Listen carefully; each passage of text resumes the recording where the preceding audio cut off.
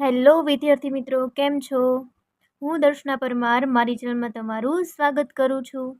તમે જોઈ રહ્યા છો રાહદર્શ એજ્યુકેશન, જેમાં આજે આપણે ભણવાના છીએ ધોરણ 10 ગાલા અસાઇનમેન્ટ સોલ્યુશન વાર્ષિક પરીક્ષા 2026 માટે. બરાબર, એમાં પ્રશ્નપત્ર 2 વિભાગ સી.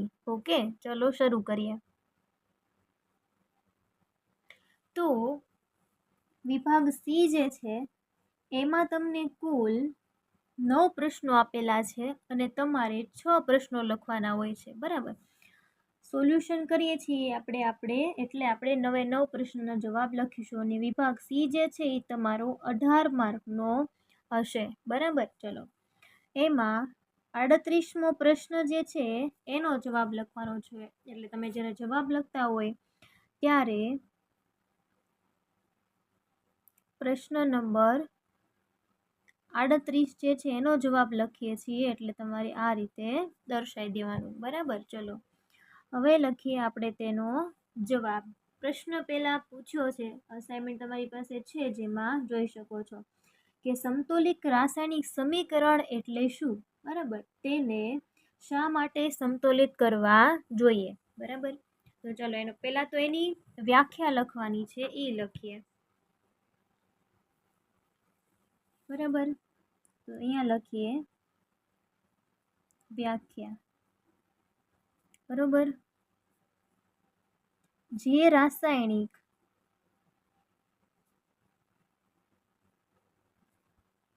સમીકરણમાં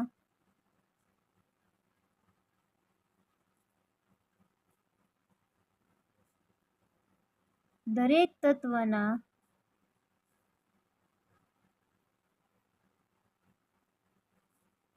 પરમાણુની સંખ્યા સમાન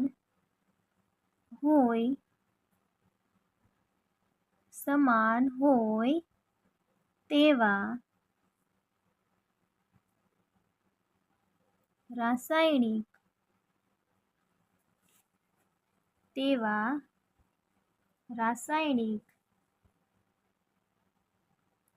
સમીકરણને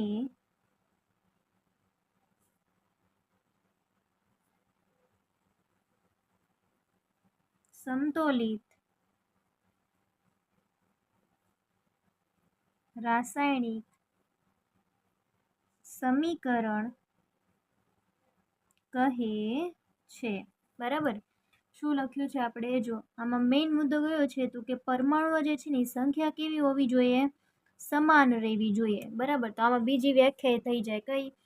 તો કે અસંતુલિત સમીકરણની વ્યાખ્યા, એમાં પરમાણુની સંખ્યા કેવી હશે? અસમાન હશે. બરાબર, અથવા તમે એમ પણ કહી શકો છો કે પ્રક્રિયકો અને નિપજો બંનેના દળ કેવા હોવા જોઈએ? સમાન. એટલે કે બંનેની સંખ્યા કેવી હોવી જોઈએ? સમાન હોવી જોઈએ. આપણે એક એક્ઝામ્પલ અહીંયા આપી દઈએ. ઉદાહરણ તરીકે આપણે Mg ની પ્રક્રિયા ઓક્સિજન સાથે કરાવીએ. મેગ્નેશિયમની પ્રક્રિયા જે ઓક્સિજન સાથે થાય છે ત્યારે એમાંથી મેગ્નેશિયમ ઓક્સાઇડ બને છે. બરાબર, પણ જો અહીંયા 2 ઓક્સિજન છે એટલે અહીંયા 2 ઓક્સિજન કરવા માટે અહીંયા 2 મૂકી દીધા, તો પણ આપણે અહીંયા 2 મૂકવા જરૂરી છે. તો આ એનું ઉદાહરણ છે. બરાબર, આમાં શું છે જોવું જોઈએ. તો લખીએ આગળ. તો ઉપરના સમીકરણમાં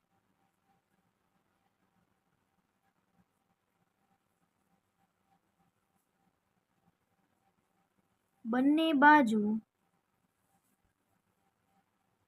દ્રવ્યમાન અને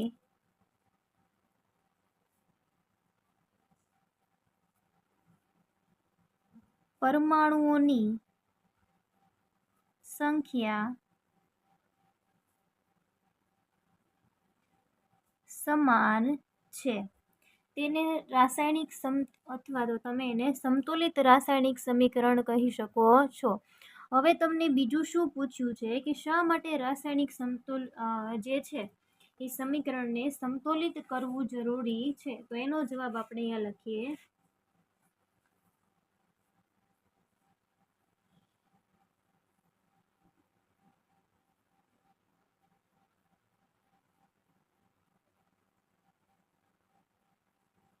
ચલો લખીએ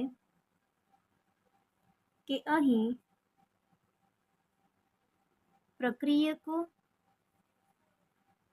અને નિપજો બંને તરફ તત્વ કે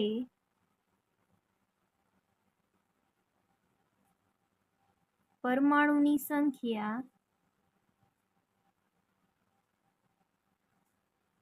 સમાન હોય છે. બરાબર. હવે તમે દળ સંચયનો નિયમ જે છે એના મુજબ તમે લ્યો તો દ્રવ્ય જે છે દળ એનું સર્જન કે વિનાશ શક્ય નથી. બરાબર. લખીએ આગળ. એવી જ રીતે રાસાયણિક સમીકરણ જે છે એમાં રહેલા પ્રક્રિયકો અને નિપજોનું દળ પણ કેવું રહે છે? સમાન રહે છે. બરાબર.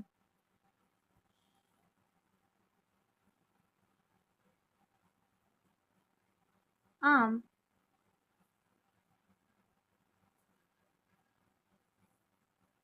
દળ સંચયના નિયમ મુજબ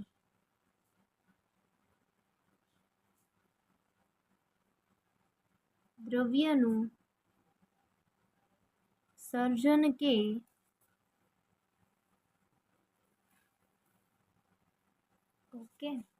દ્રવ્યનું સર્જન કે વિનાશ શક્ય નથી. જેથી રાસાયણિક સમીકરણમાં રહેલા પ્રક્રિયકો અને નિપજોનું દળ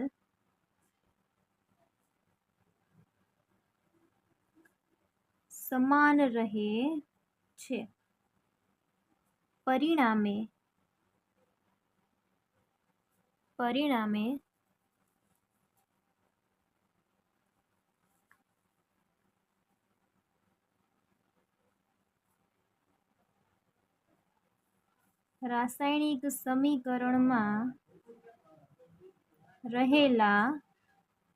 રાસાયણિક સમીકરણમાં રહેલા પ્રત્યેક તત્વના પરમાણુની સંખ્યા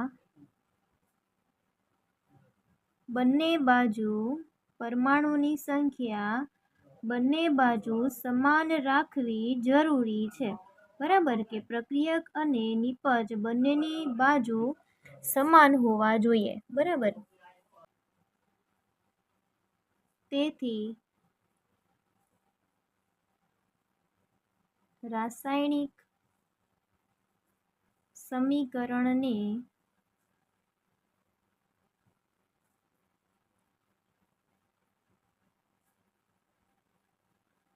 સંતુલિત કરવું આવશ્યક છે. બરાબર. એટલા માટે આપણે રાસાયણિક સમીકરણને સંતુલિત કરવું જરૂરી છે. બરાબર. એમાં તમે ઉદાહરણ ઉપર તો લખ્યું છે, એટલે તમારે અહીંયા જો નીચે ઉદાહરણ લખવું હોય તો હજી એક ઉદાહરણ લખી શકાય છે. બરાબર. ઉદાહરણ તરીકે ઝીંક પ્લસ H2SO4 ની પ્રક્રિયા થાય તો વિસ્થાપન થાય અને ઝીંક જે છે એ SO4 સાથે જોડાઈ જાય અને H2 એટલે કે હાઇડ્રોજન વાયુ છૂટા પડે છે. તો જો પ્રક્રિયકો અને નિપજો બંનેની સંખ્યા કેવી થઈ? સમાન થઈ. બરાબર. તો જો આમાં સંતુલિત કરવાની જરૂર પડી નહીં. બધા તત્વો કેવા છે?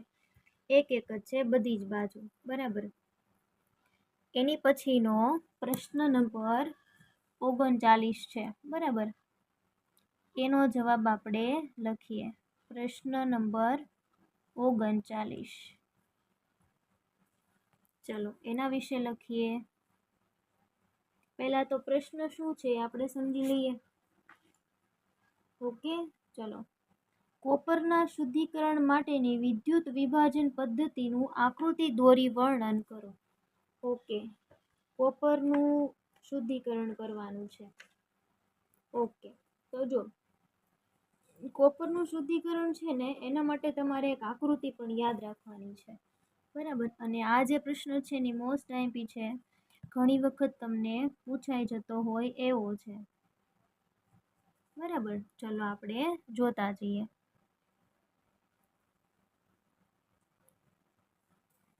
લખીએ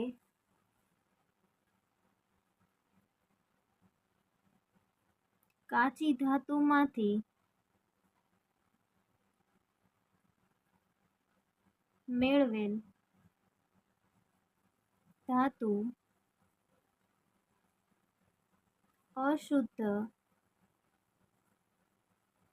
હોય છે, આથી ધાતુનું શુદ્ધિકરણ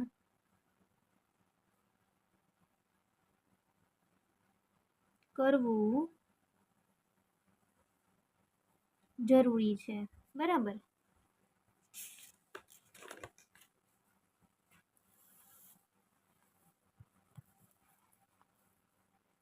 ઓકે.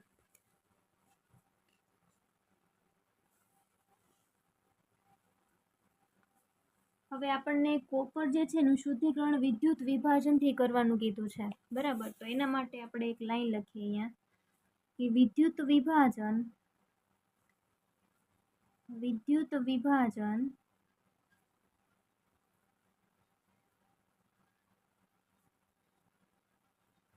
શુદ્ધિકરણ એ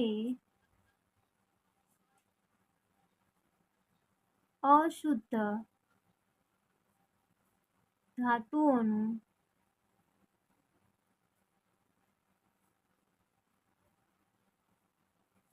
શુદ્ધિકરણ માટે સૌથી વ્યાપક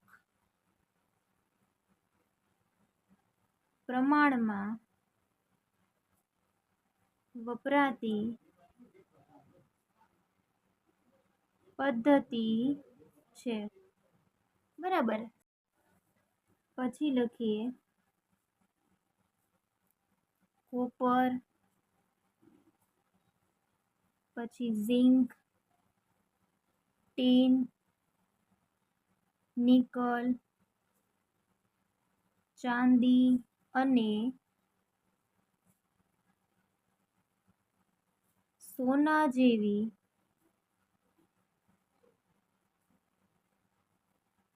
ધાતુઓને શુદ્ધ કરવા માટે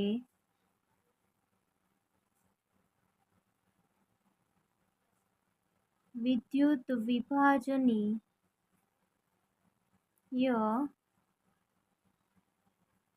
રિડક્શન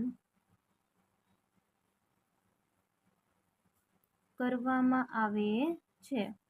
કે આપણે કોઈ પણ ધાતુઓ જે છે, બરાબર, એને શુદ્ધ કરવી છે તો એના માટે શું કરવામાં આવે છે, તો કે વિદ્યુત વિભાજનીય રિડક્શન એના માટે કરવામાં આવે છે, બરાબર. જેમાં થાય છે શું, તો લખીએ કે જેમાં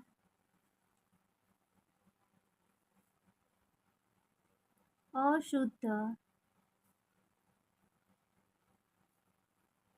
ધાતુના સળિયાનું એનોડ અને શુદ્ધ ધાતુની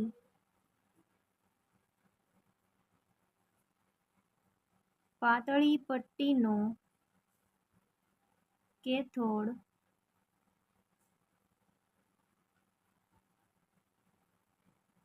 બનાવવામાં આવે છે.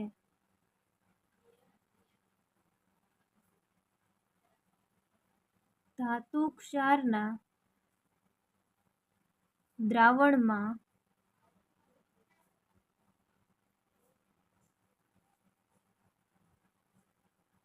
વિદ્યુત વિભાજ્ય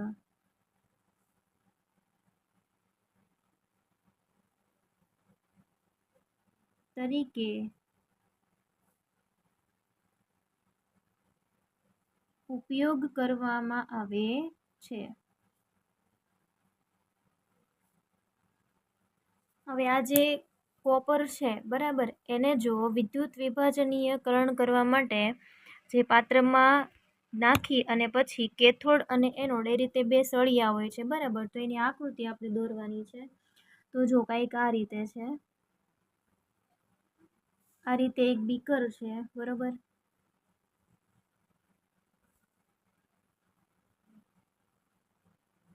એમાં બે સળિયા રાખેલા હોય છે કે જેને તમે એકને કહો છો કેથોડ અને બીજાને તમે કહો છો એનોડ બરાબર। તો આપણે એ જોવાનું છે કે આપણી શુદ્ધ ધાતુ કઈ સળિયા પર ભેગી થાય છે બરાબર। અને આમાં acidic copper sulphate, copper CuSO4 બરાબર, કોપર સલ્ફેટનું દ્રાવણ નાખવામાં આવે છે કે જેને તમે આ રીતે દર્શાવી શકો છો બરાબર, કે આ કોપર સલ્ફેટનું એસિડિક દ્રાવણ આમાં નાખવામાં આવે છે।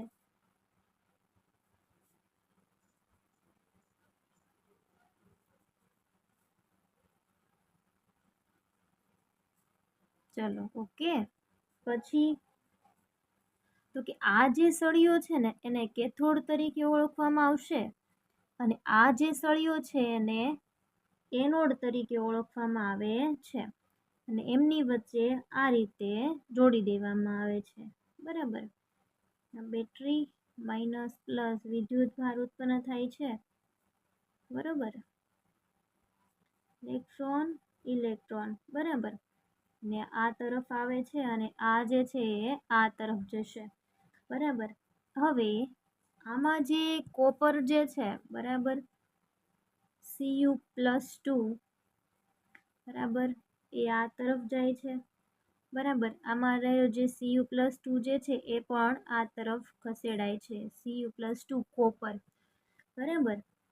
આ જે છે એ પાત્ર છે અને આ જે છે એ શું છે ખબર છે, આની ઉપર તો કે આ શુદ્ધ કોપરની પટ્ટી છે। શું છે?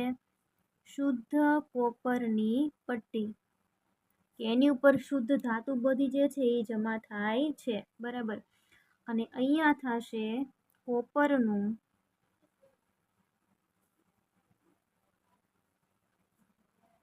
વિદ્યુત વિભાજનીય રિડક્શન બરોબર। એની પછી લખીએ હવે જે અશુદ્ધ ધાતુઓ હશે ને બરાબર, અથવા અશુદ્ધિઓ જે કાંઈ પણ હશે એનોડ ઉપર જમા થાય છે અને શુદ્ધ કોપર જે છે એ કેથોડ ઉપર જમા થાય છે। તો આપણે લખવું પડે, ચલો લખી નાખીએ કે વિદ્યુત વિભાજ્ય માંથી વિદ્યુત પ્રવાહ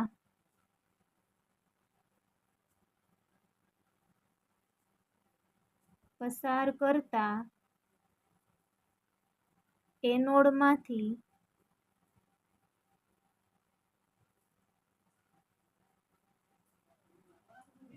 અશુદ્ધ ધાતુ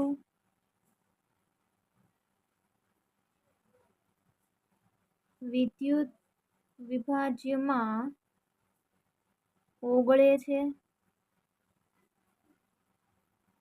અને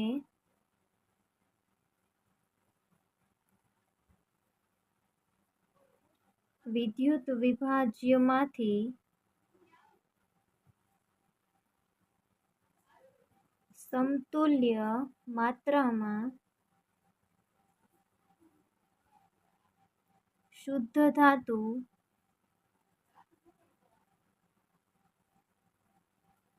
કેથોડ પર જમા થાય છે બરાબર। હવે એનું સમીકરણ જે છે ને એ કંઈક આ રીતે છે જે આપણે અહીંયા લખીએ છીએ બરાબર। દાખલા તરીકે એનોડ જે છે એની પર થતી જે પ્રક્રિયા છે એની ઉપર પ્લસ વિદ્યુત ભારવાળા બધા જમા થાય છે, એની ઉપર થતી પ્રક્રિયા એ દર્શાવેલી છે બરાબર, કે કોપર કેવો છે? અશુદ્ધ છે બરાબર, કેવો છે? અશુદ્ધ છે. કોપર 2+ અને 2 ઇલેક્ટ્રોન. અને કેથોડ પર થતી જે પ્રક્રિયા છે એ અહીંયા દર્શાવું છું. Cu+2 બરાબર, પ્લસ 2 ઇલેક્ટ્રોન અને કોપર. બરાબર, અહીંયા હવે આપણને શુદ્ધ તરીકે મળે છે. બરાબર, હવે આ કુલ પ્રક્રિયા કઈ થાય છે એ નીચે દર્શાવી દો. બરાબર, આપણે અહીંયા કુલ પ્રક્રિયા શું થઈ કે જેને તમે આ રીતે દર્શાવી શકો તો કે Cu+2 જે છે ઇક્વિયસ 2 ઇલેક્ટ્રોન. અચ્છા, 2 ઇલેક્ટ્રોન તો એમાં નહીં આવે ને, કેમ કે આ તો કુલ પ્રક્રિયા છે. એટલે તમે ડાયરેક્ટ આ રીતે દર્શાવી શકો છો. અહીંયા એરો કરી નાખજો. બરાબર, અને પછી ડાયરેક્ટ એ કેમાં તો કે Cu સોલિડમાં રૂપાંતરણ થઈ જાય.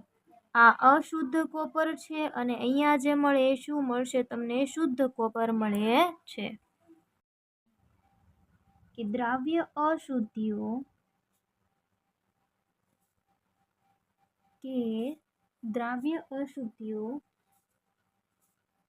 દ્રાવણમાં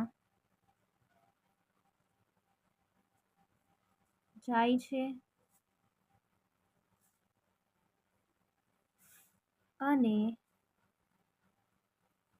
બીજી જે અશુદ્ધિઓ છે ગોલ્ડ, સિલ્વર, પ્લેટિનમ જેવી અશુદ્ધ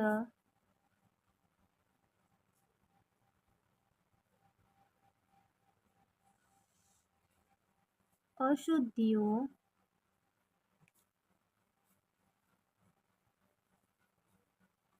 પાત્રના તળિયે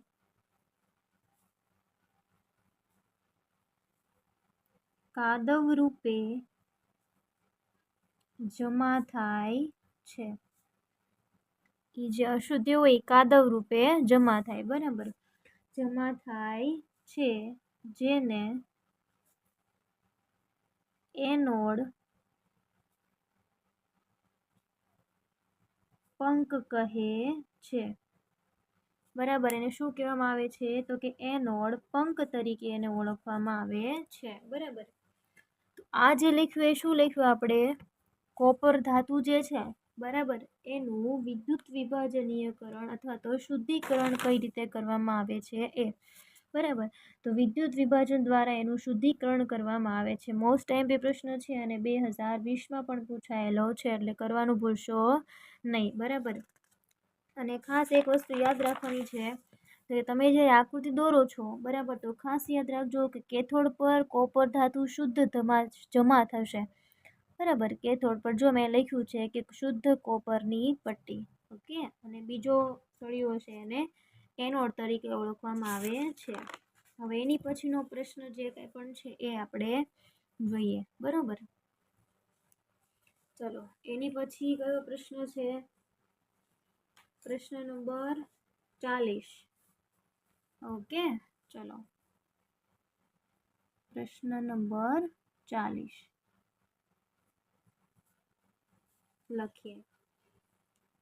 તો એ તમને જો કંઈક આવો આપ્યો છે, સરસ મજાનો પ્રશ્ન નંબર 40 આપેલો છે. શું કીધું છે એમાં ઈ જો પહેલા. ચલો, કે સંયોજન X અને એલ્યુમિનિયમ વચ્ચેની પ્રક્રિયાનો ઉપયોગ રેલવેના પાટાઓને જોડવા માટે થાય છે. બરાબર, રેલવેના પાટાને જોડવા માટે થાય છે. તો એમાં તમને પહેલો પ્રશ્ન પૂછ્યો છે સંયોજન X ને ઓળખો. કે સંયોજન X જે છે એ શું છે? તો આપણે લખવાનું છે કે ભાઈ સંયોજન X એ Fe2O3 કે જેને આપણે આયર્ન ઓક્સાઇડ કહીએ છીએ, આયર્ન ઓક્સાઇડ છે. બરાબર, બીજો પ્રશ્ન પૂછ્યો છે એ જોઈ લઈએ. શું પૂછ્યું છે એમાં? આ પ્રક્રિયા કયા નામથી ઓળખાય છે? તો લખીએ કે આ પ્રક્રિયા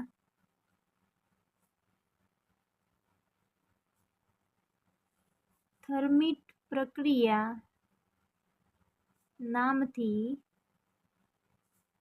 ઓળખાય છે. અને ત્રીજો પ્રશ્ન જોજો, એક લાઈનનો એક ગુણ. એવા પ્રશ્ન છે, બરાબર. ત્રીજો પ્રશ્ન છે, આ પ્રક્રિયાનું રાસાયણિક સમીકરણ લખો. શું કીધું છે? આ પ્રક્રિયાનું રાસાયણિક સમીકરણ લખો. તો લખીએ, ચલો. આ પ્રક્રિયાનું સમીકરણ લખો. તો લખીએ, આ પ્રક્રિયાનું રાસાયણિક સમીકરણ નીચે મુજબ છે, બરાબર. તો Fe2O3 એટલે કે એની પ્રક્રિયા, ફેરસ ઓક્સાઇડની પ્રક્રિયા એલ્યુમિનિયમ સાથે થાય છે, બરાબર. તો એમાંથી Fe પ્લસ Al2O3 અને ઉષ્મા, ઘણી જ બધી ઉષ્મા જે છે એ ઉત્પન્ન થાય છે, બરાબર. આ પ્રક્રિયા સંતુલિત થઈ ગઈ. આ ફેરસ ઓક્સાઇડ છે, એલ્યુમિનિયમ છે, ફેરસ છે અને એલ્યુમિનિયમ ઓક્સાઇડ છે, બરાબર. આ એની પ્રક્રિયા છે.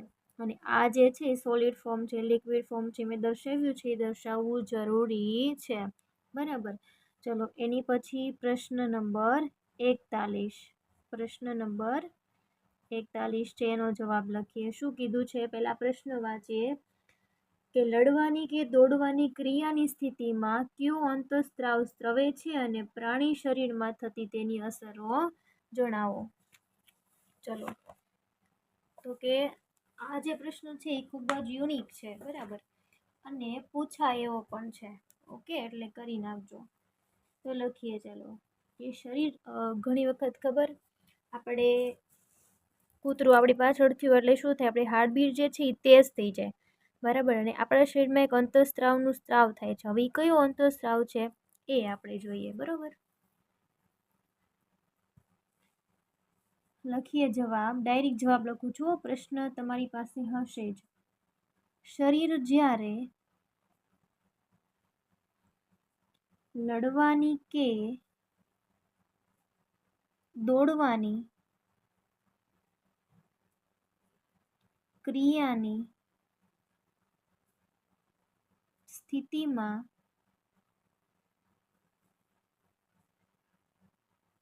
હોય ત્યારે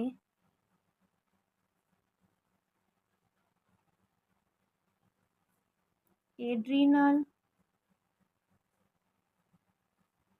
ગ્રંથિમાંથી સ્ત્રાવ થાય છે. કયો છે એ ખાસ ધ્યાન રાખજો. એડ્રીનલ ગ્રંથિમાંથી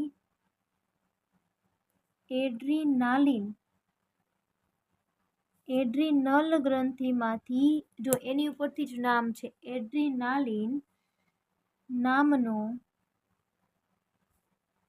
અંતઃસ્ત્રાવ સ્રવે છે. હવે આપણને કીધું છે કે ભાઈ તેની અસરો કેવી કેવી થાય છે, બરાબર, કે પ્રાણી શરીરમાં તેની અસરો શું છે, તો એ આપણે લખીએ હવે, બરાબર. ચલો, લખીએ. તમને ખબર છે, સૌથી પહેલું હૃદયના ધબકારા આપણા વધી જાય. તો હૃદયના ધબકારા વધે છે, પરિણામે આપણા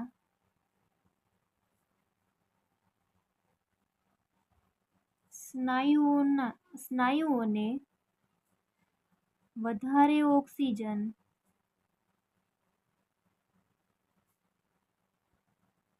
નો પુરવઠો મળે છે. તમને ખબર છે ને, આપણી પાછળ કૂતરું થયું હોય તો ફટાફટ આપણે ભાગીએ છીએ, અને શ્વાસોશ્વાસની ક્રિયા કેવી થઈ જાય? ઝડપી થઈ જાય, બરાબર.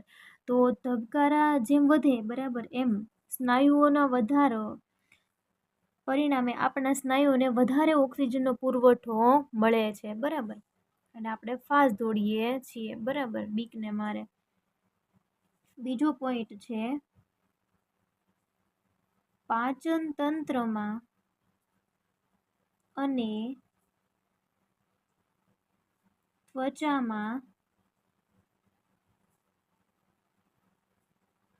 નાની ધમનીઓની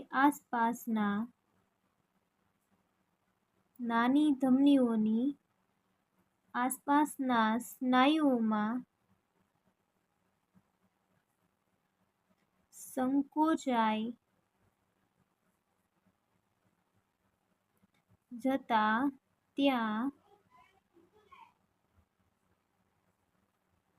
રુધિરની પ્રાપ્યતા ઓછી થાય છે. આ રુધિરની દિશા આપણા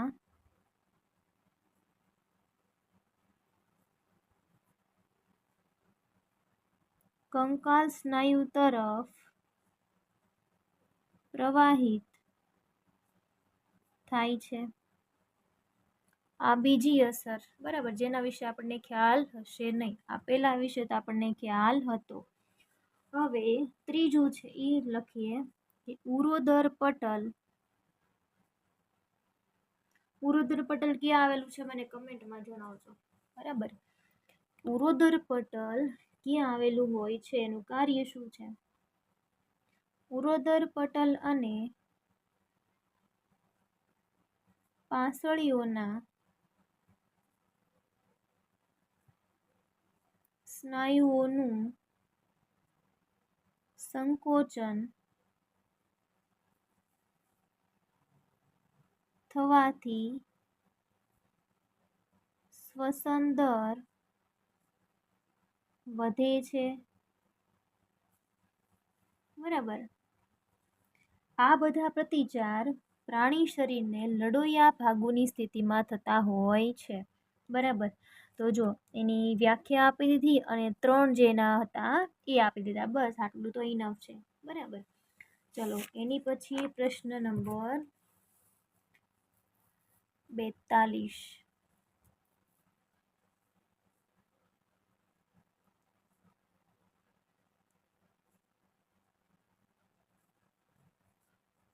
ઓકે ડન. ચલો લખીએ.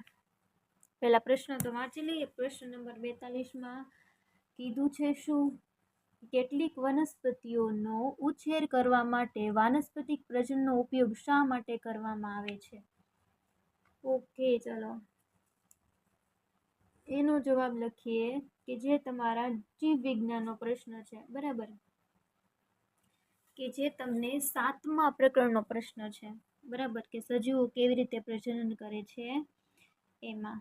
ઓકે, કે કેટલીક વનસ્પતિઓ ઉછેર કરવા માટે વાનસ્પતિક પ્રજનનનો ઉપયોગ કરે છે. શા માટે? તો લખીએ કે કેટલીક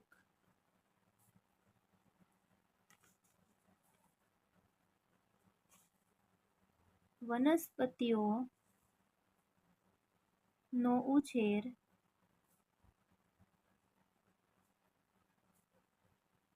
કરવા માટે વાનસ્પતિક પ્રજનનનો ઉપયોગ કરવામાં આવે છે. કારણ કે પેલું છે બીજ દ્વારા ઉછેરાતી વનસ્પતિઓની સરખામણીમાં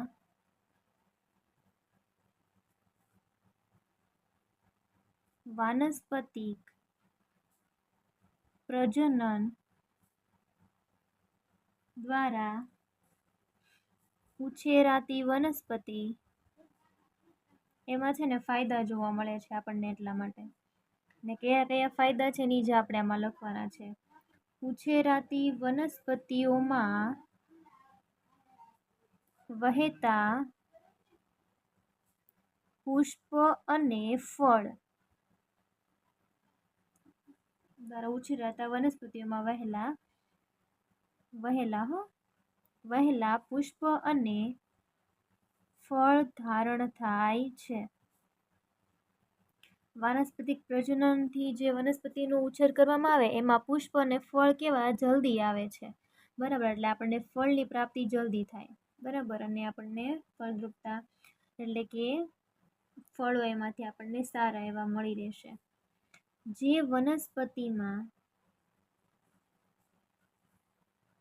વનસ્પતિઓએ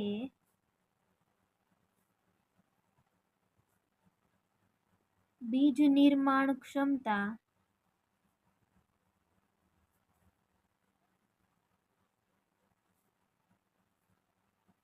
ગુમાવી દીધી હોય તેમનો પણ ઉછેર કરી શકાય છે. હવે જો બીજ નિર્માણની ક્ષમતા જ ગુમાવી દીધી હોય, બરાબર, તો એ બીજ અંકુરણ થાય નહીં, પરંતુ વાનસ્પતિક પ્રજનનની મદદથી આમાં જો એવું કીધું છે કે તેમનો પણ ઉછેર કરી શકાય છે. બરાબર. ત્રીજો છે કે પેઢી દર પેઢી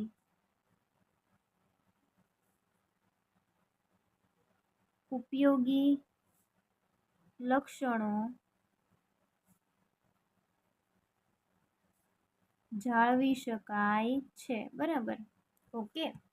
એટલા માટે વાનસ્પતિક પ્રજનન જે છે, વનસ્પતિઓનો ઉછેર કરવા માટે વાનસ્પતિક પ્રજનનનો ઉપયોગ કરવો જોઈએ. બરાબર, ઓકે. ચલો, એની પછી પ્રશ્ન નંબર 43 છે એ લખીએ.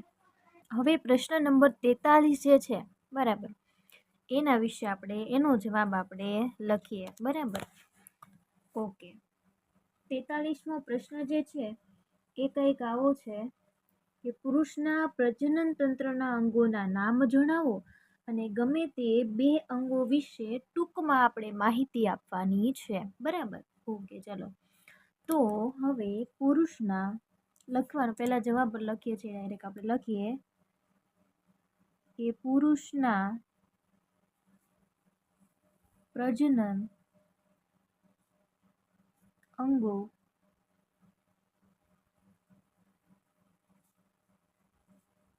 નીચે મુજબ છે. લખીએ, ચલો, લખતા જઈએ. મૂત્રવાહિની,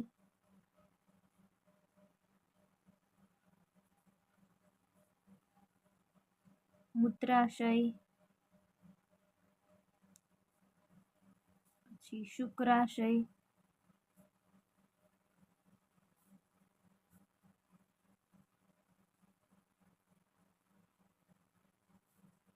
પ્રોસ્ટેટ ગ્રંથિ,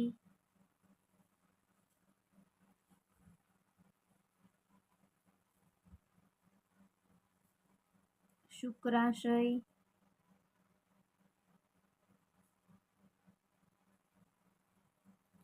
પછી શિશ્ન, મૂત્રજનન માર્ગ, પછી વૃષણ કોથળી,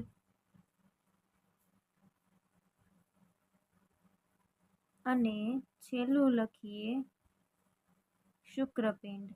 ચલો, હવે આપણે કોઈ પણ 2 અંગો વિશે ટૂંક નોંધ લખવાની છે. બરાબર, તો આપણે આ જે શુક્રપિંડ છે એ અને શુક્રવાહિની જે છે, બરાબર, એના વિશે આપણે ટૂંક નોંધ લખીશું. બરાબર, શુક્રવાહિની જો આમાં ન એડ થઈ હોય તો તમે લખી નાખજો. ઓકે, ચલો, એના 2 વિશે આપણે લખવાનું છે. ચલો, લખતા જઈએ. એમાં લખીએ કે શુક્રપિંડ જે છે એના વિશે હવે આપણે દર્શાવીએ છીએ. ઓકે, લખીએ કે ઉદર ગુહાની બહાર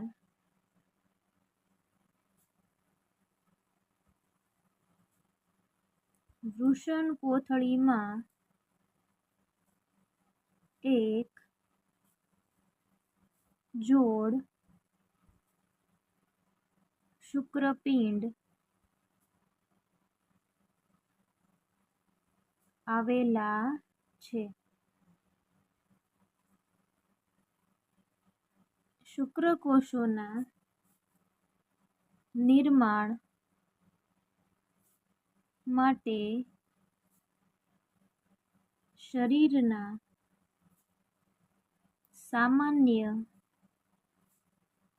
તાપમાન કરતાં 2 થી 3 સેલ્સિયસ નીચું તાપમાન જરૂરી છે. બરોબર. પછી લખીએ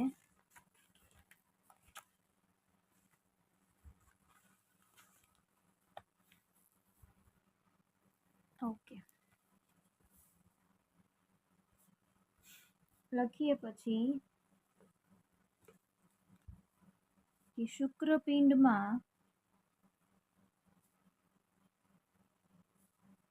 શુક્રકોષોનું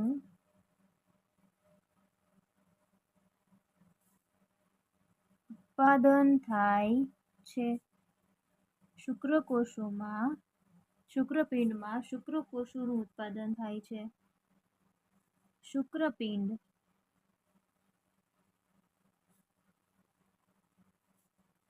નરજાતીય અંતઃસ્ત્રાવ ટેસ્ટોસ્ટેરોન, આ ખાસ યાદ રાખવાનું છે. બરાબર. નરજાતીય અંતઃસ્ત્રાવ કયો છે? ટેસ્ટોસ્ટેરોન છે. બરાબર, જે ખાસ યાદ રાખજો. બરાબર, ટેસ્ટોસ્ટેરોન નું સ્ત્રાવ કરે છે. બરાબર. અને બીજું લખીએ શુક્રવાહિની. બરાબર, ટૂંકમાં જ માહિતી આપવાની છે શું છે એમ. ઓકે. શુક્રવાહિની લખીએ એના વિશે કે શુક્રપિંડમાં ઉત્પન્ન થતા શુક્રકોષોનું શુક્રવાહિની દ્વારા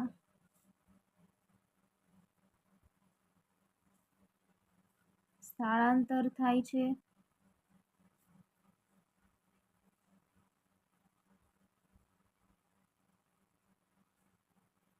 શુક્રવાહિની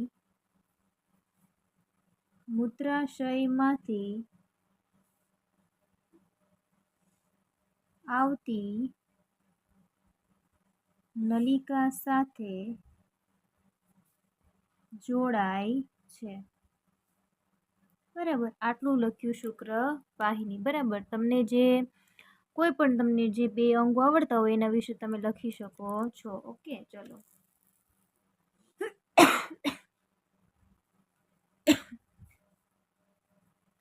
એની પછી પ્રશ્ન નંબર 44 છે, એ લખીએ.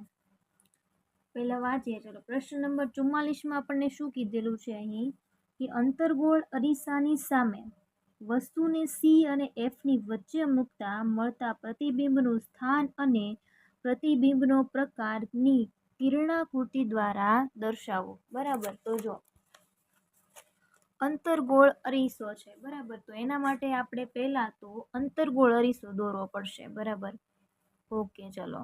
અને એમાં પ્રતિબિંબ ક્યાં મળે છે એ બધું લખવાનું છે, એ આપણે લખીશું. બરાબર, પ્રતિબિંબનું સ્થાન, પ્રતિબિંબનો પ્રકાર, એ. ઓકે, ચલો. તો પહેલા આપણે એની આકૃતિ, કિરણાકૃતિ દોરીએ. બરાબર, વસ્તુને ક્યાં મૂકવાની છે? સી અને એફની વચ્ચે. તો સૌથી પહેલા તો આપણે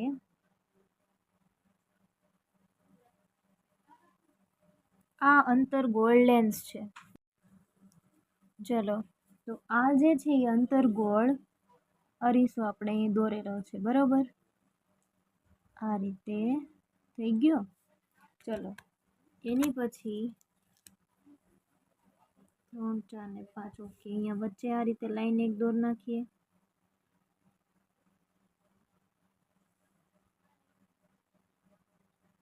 ઓકે, ચલો એમ અને એન જેને આપણે દર્પણ મુખ કહીએ છીએ, પી જે છે એને આપણે ધ્રુવ કહેશું, બરાબર. અને વસ્તુને ક્યાં મૂકવાની છે આપણે એફ પર, એફ અને સી ની વચ્ચે. તો અહીંયા એફ છે અને અહીંયા સી. જો એફની જો આટલું જે અંતર રાખ્યું હોય ને એટલી જ અંતરે આપણે સી જે છે બિંદુને મૂકવાનું હોય છે. ઓકે, ચલો હવે વસ્તુને સી અને એફની વચ્ચે આપણે મૂકી દીધી, બરાબર.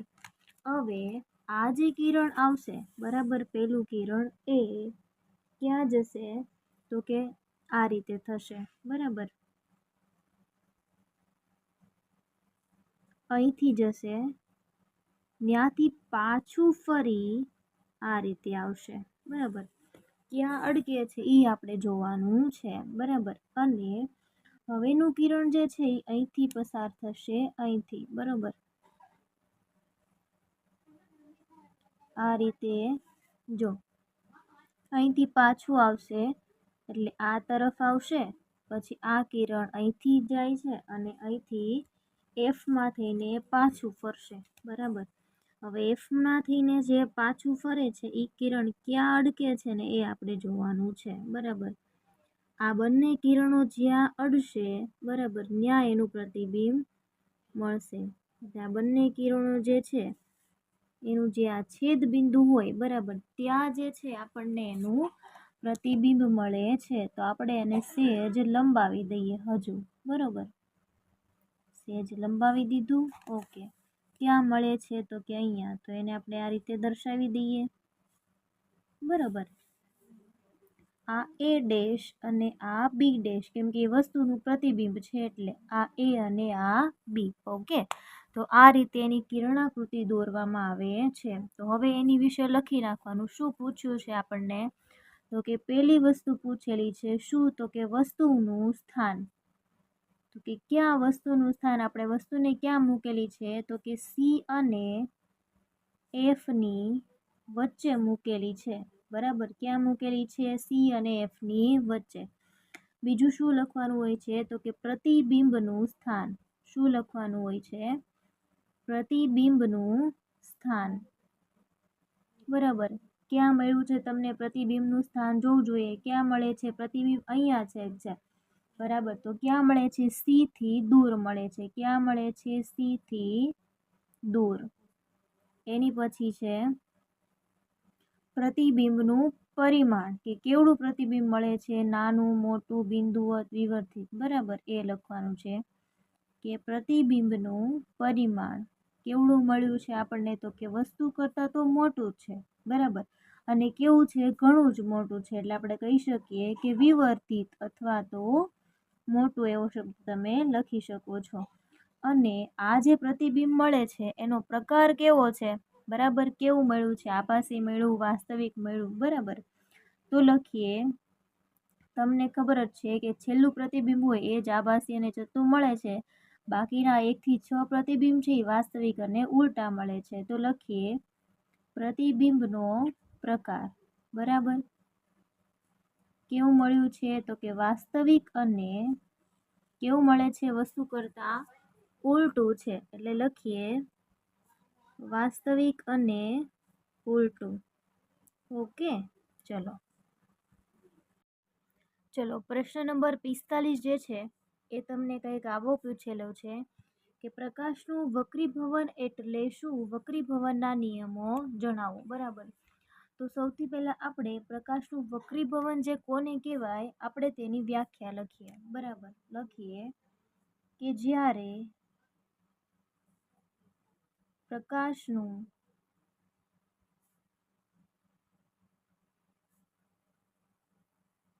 ત્રાંસુ કિરણ એક પારદર્શક માધ્યમમાંથી બીજા પારદર્શક માધ્યમમાં પ્રવેશે છે ત્યારે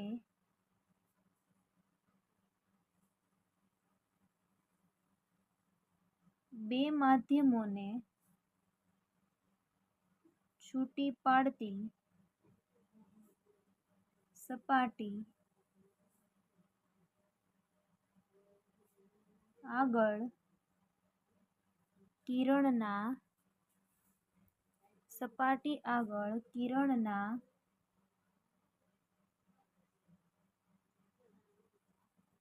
પ્રસરણની દિશા બદલાય છે. આ ઘટનાને પ્રકાશનું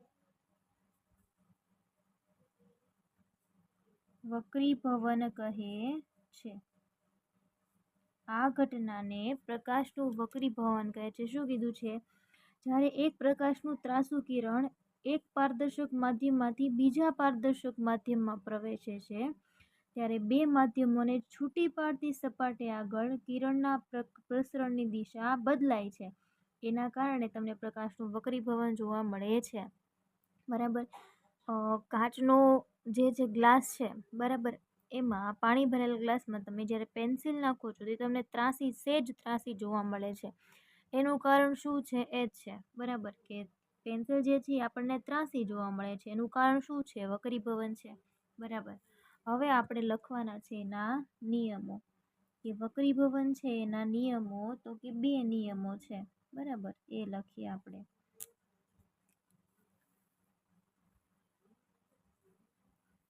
તો ચલો, પહેલો નિયમ કંઈક આવો છે: આપાત કિરણ વક્રીભૂત કિરણ અને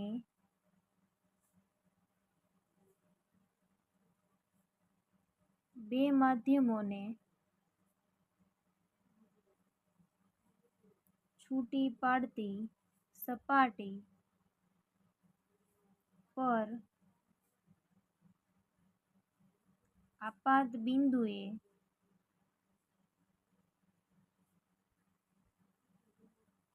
દોરેલો લંબ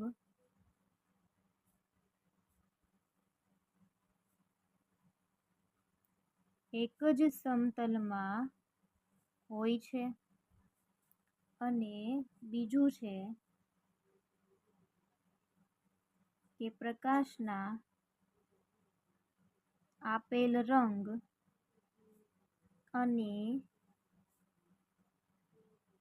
આપેલ માધ્યમોની જોડ માટે આપાત કોણના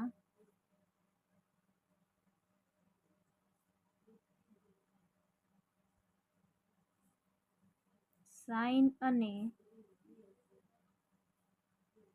વક્રીભૂત કોણના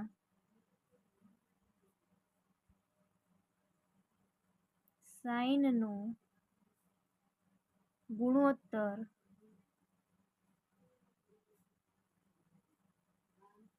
અચળ હોય છે. આ નિયમને તમને 2 માર્કનો પ્રશ્ન પણ પૂછાય અથવા 1 માર્કનો પ્રશ્ન પણ પૂછાઈ શકે. સ્નેલનો નિયમ જણાવો. બરાબર. આ નિયમને સ્નેલના નિયમ તરીકે ઓળખવામાં આવે છે.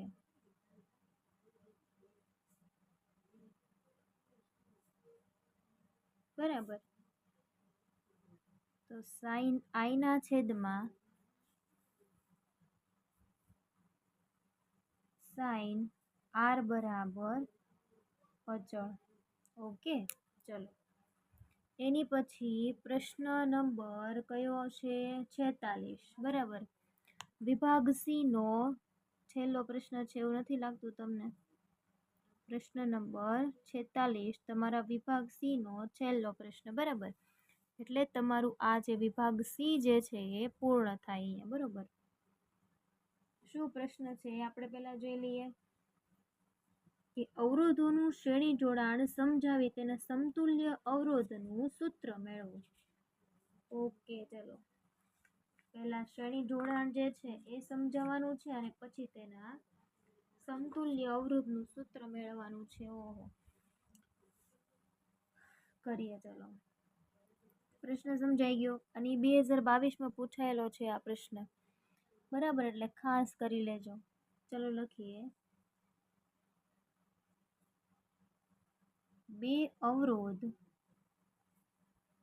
બે અવરોધો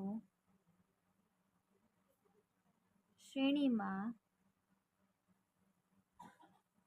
જોડાયેલા ત્યારે જ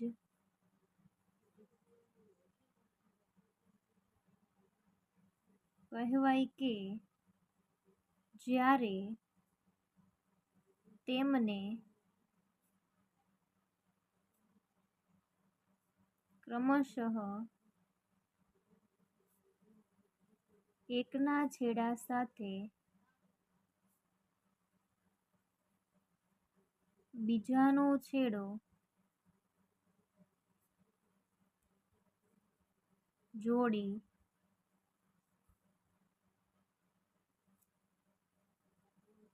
આ સંયોજનની સાથે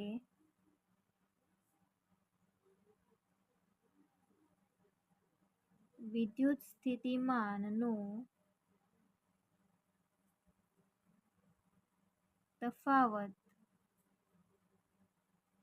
લાગુ પાડતા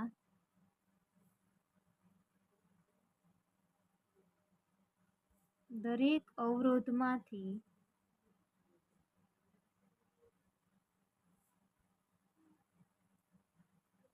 વહેતો વિદ્યુત પ્રવાહ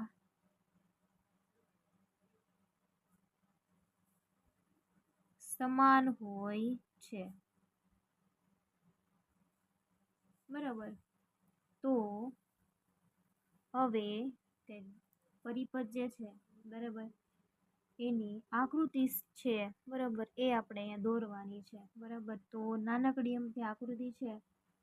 ઓકે, થઈ જશે. સારો ને કરી નાખીએ અહીંયા. તો કંઈક આ રીતે આકૃતિ છે, એના અવરોધ આ રીતે દોરવાના છે. આ R1 છે, પછી આ R2 છે અને આ R3 અવરોધ છે, બરાબર. તો આ રીતે એમાં અહીં જોડાણ કરેલું છે,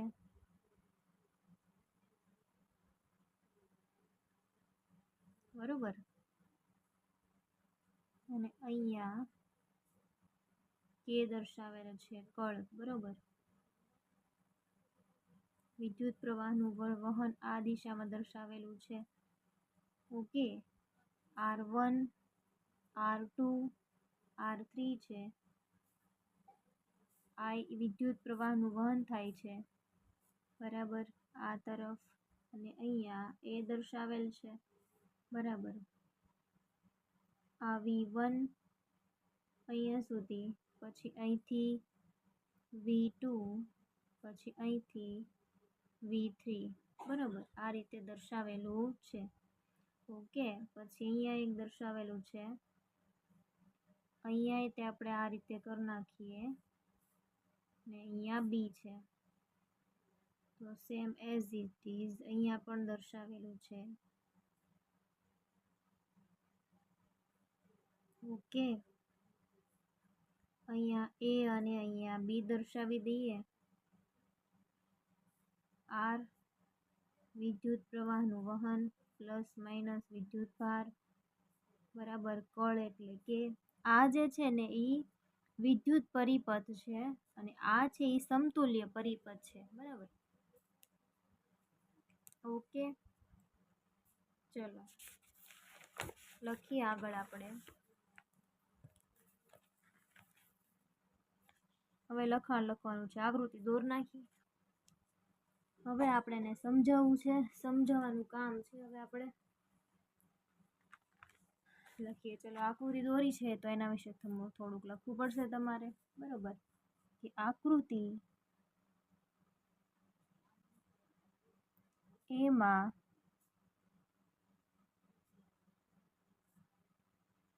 દર્શાવ્યા મુજબ 3 અવરોધકો કે જેમના અવરોધો કયા કયા છે? R1, R2 અને R3 છે. તેમને A અને B બિંદુઓ વચ્ચે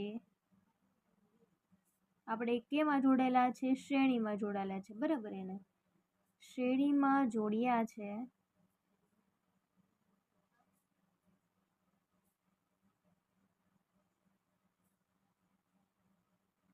ત્રણેય અવરોધોમાંથી આકૃતિ આપણે જે દોરી એનું વર્ણન જ કરવું છે, બીજું કાંઈ નથી. વિદ્યુત પ્રવાહ I જેટલો સમાન વિદ્યુત પ્રવાહ વહે છે. સમાન વિદ્યુત પ્રવાહ વહે છે, પરંતુ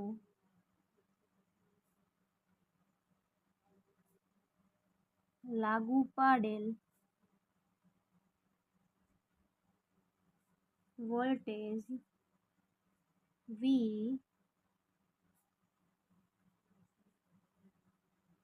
દરેક અવરોધના બે છેડા વચ્ચે તેમના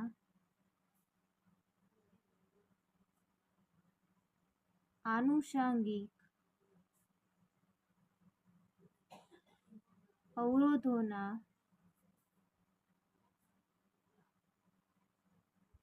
પ્રમાણમાં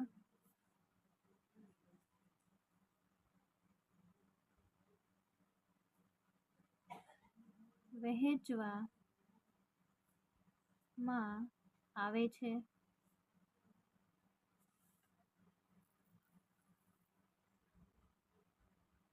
હવે વિદ્યુત સ્થિતિમાન જે છે એનો તફાવત V1, V2 અને V3 તરીકે આપણે કહીએ તો V બરાબર આવું લખી શકાય: V1 plus V2 plus V3.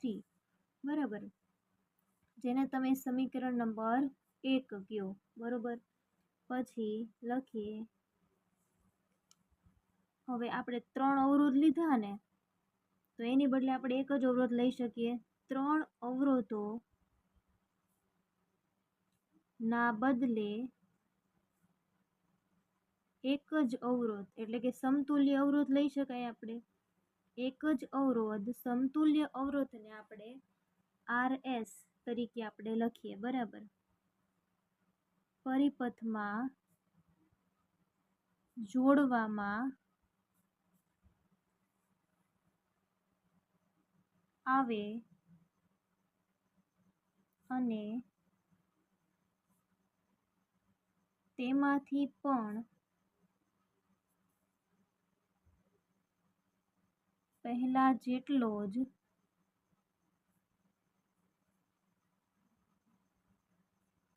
વિદ્યુત પ્રવાહ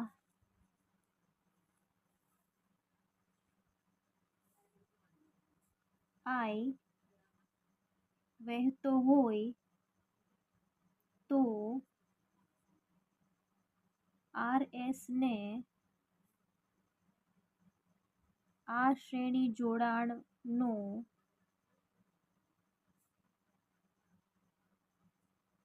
સમતુલ્ય અવરોધ કહે છે. જો શું કીધું છે?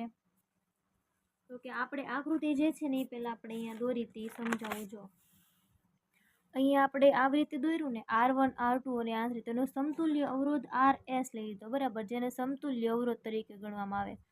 જેટલું વિદ્યુત પ્રવાહ અહીંયા વહન પામે છે એટલું જ વિદ્યુત પ્રવાહનું વહન અહીંયા થાય છે, બરાબર. તો આ 3ની જગ્યાએ 1 લઈ લીધું છે. ચલો એની પછી આગળ લખીએ.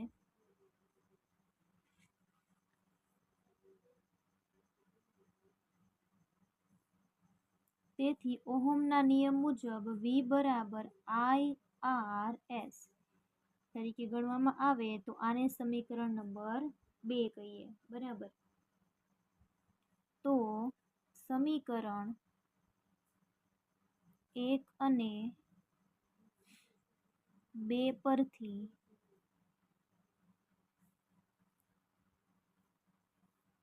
V બરાબર IR લખી શકાય ને, તો અહીંયા V છે ઉપર, બરાબર, એની જગ્યાએ તમે લખી શકો IR, બરાબર.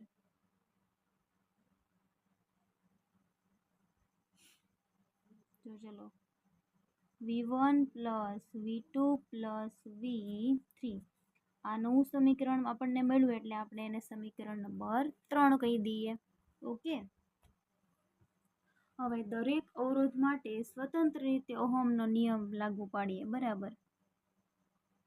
દરેક અવરોધ માટે કઈ રીતે, તો કે જો V1 બરાબર IR1 પછી V2 છે, ઓકે, તો IR2 V3 છે, તો એની માટે IR3, બરાબર. આ રીતે આપણે દરેક માટે ઓહમનો નિયમ લાગુ પાડી શકીએ છીએ. તેથી IRS બરાબર જો V1 V2 V3 જે છે ને એની કિંમતો છે અહીંયા આપણે જો લખીએ મૂકી દઈએ IR1 plus IR2 plus IR3. Okay. હવે જો IR1 એટલે શું છે, V1, એની કિંમત આપણે મૂકી દીધી. ઓકે. ચલો હવે I જે છે બધામાં કોમન છે, ઓકે, એટલે આપણે આ સૂત્ર જે છે ને કંઈક આ રીતે લખી શકીએ. જો અહીંયા લખું છું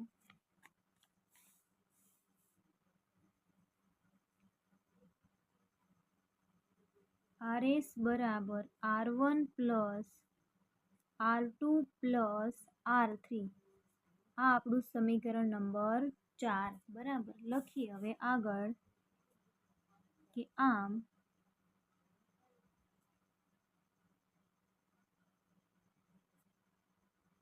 શ્રેણી જોડાણનું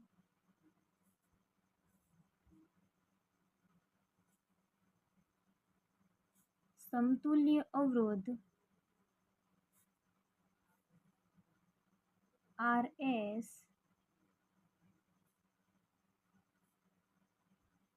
શ્રેણીમાં જોડેલા અવરોધોના સરવાળા જેટલો હોય છે.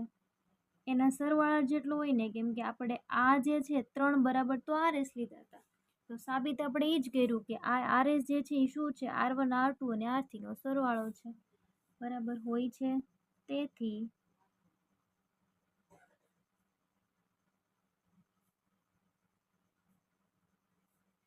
સમતુલ્ય અવરોધ RS મોટામાં મોટા અવરોધ કરતા પણ મોટો હોય છે. ઓકે.